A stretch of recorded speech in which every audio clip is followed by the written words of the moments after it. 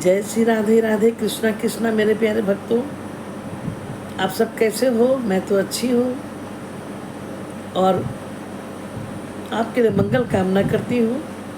आज मैं बहुत सुंदर ही एक ऐसी बातें बता रही हूँ कि आपको पता होगा, लेकिन नहीं तो आप जाने इस 16 श्रृंगार में कौन कौन सी वस्तुएं आती हैं। ये पूरा मैं बताऊंगी 16 श्रृंगार। लेकिन उसके पहले आप मेरे प्यारे भक्त जो हमसे नहीं जुड़े हैं, वो हमारा बेल आइकन बजाकर जुड़ जाए, ताकि हमारा नोटिफिकेशन आपके पास पहले पहुंच जाए और आप हमारा वीडियो देख सकें। पसंद आए तो लाइक और कमेंट जरूर करें। 16 श्रृंगार की चर्चा होती है। सावन के महीने में माँ पार्वती को मंदिर में आप देखते हैं, पुरोहित जी 16 श्रृंगार करते हैं। और जितनी भी माताएं हैं वो तीज त्योहार में, अभी सावन चल रहा है, इसमें 16 श्रृंगार का बड़ा ही महत्व है। तो माताएं बहनों से भी मेरा ये अनुरोध है कि 16 श्रृंगार किसी ऐसे तो आप प्रत्येक दिन आपका पवित्र है। सावन का सुंदर महीना है, इसमें मैया पार्वती का श्रृंगार करें, खुद भी श्रृंगार करें, क्योंकि आप शक्तिमयी, आप एक स्त्री नहीं है, अब एक माँ है, एक बहन है, आप एक सखी हैं। एक नारी के 1000 रूप हैं, तो उस 1000 रूप में भी एक पत्नी का रूप बड़ा ही ऊंचा आता है जब आपका विवाह होता है और आप किसी की पत्नी बनती हैं। तो ये सौभाग्य है, जैसे माँ बनना भी बहुत सौभाग्य की बात है। तो चलिए सबसे पहले मैं बताती हूँ 16 श्रृंगार में क्या आता है। तो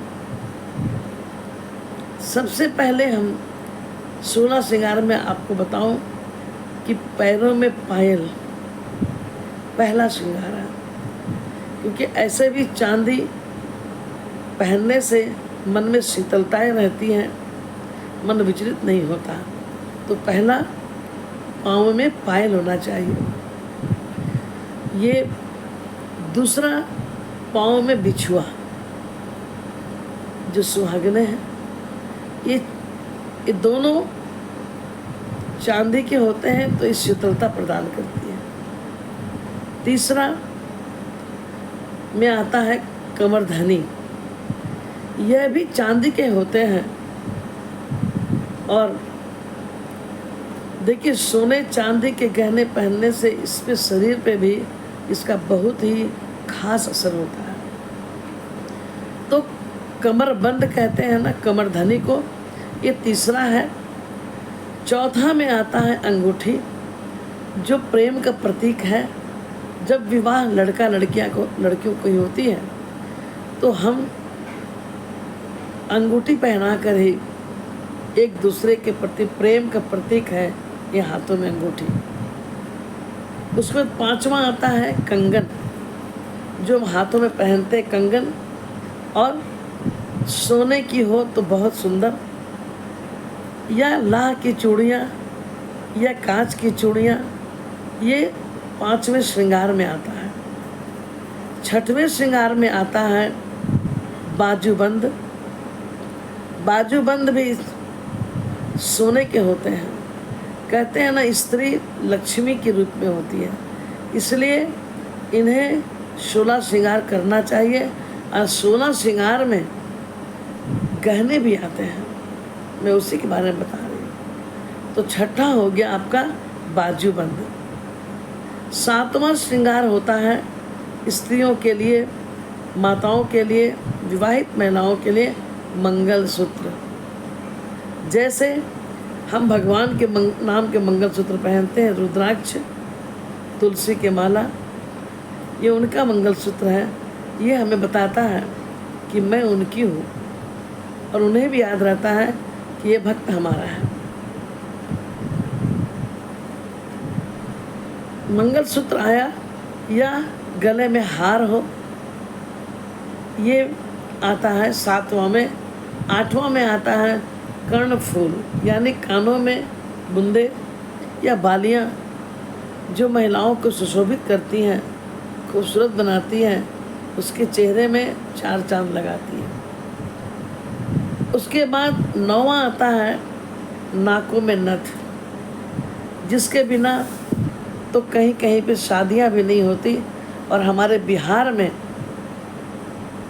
तो निश्चित, क्योंकि मैं नालंदा की रहने वाली हूँ, मगध की बेटी हूँ, वहाँ नाक में अगर नथिया ना हो तो विवाह भी नहीं होती हमारे यहाँ। तो ना बाद में लोग नोजबिन पहनते हैं, लेकिन विवाह के वक्त नथिया बहुत ज़रूरी है।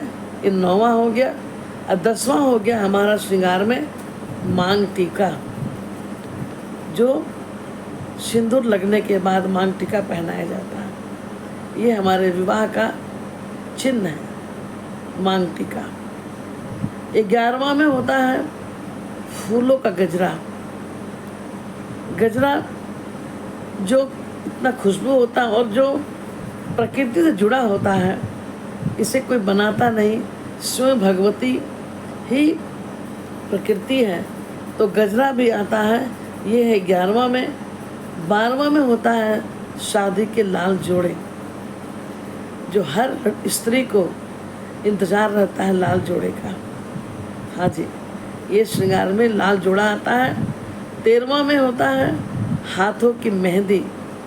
मेहंदी के बिना भी विवाह मुश्किल है। मेहंदी, महावर, ये तो हमारे लिए सुहाग के प्रतीक है।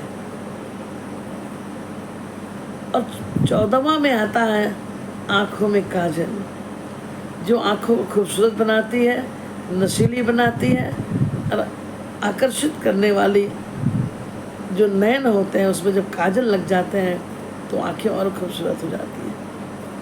15वां में सिंदूर आता है। ये हमारा पहचान है कि मैं सुहागन हूँ। और स्त्री के लिए ये कम, बहुत सस्ता बिकने वाला, अनमोल होता है। ये तो एक बेटी का पिता ही जानता है। और फिर 16वां में है मस्तक पर बिंदी। हाँ प्यारे, ये 16 श्रृंगार, 16वां हुआ माथे की बिंदिया। ये 16 श्रृंगार जो है हर स्त्री को सावन में जरूर करना चाहिए।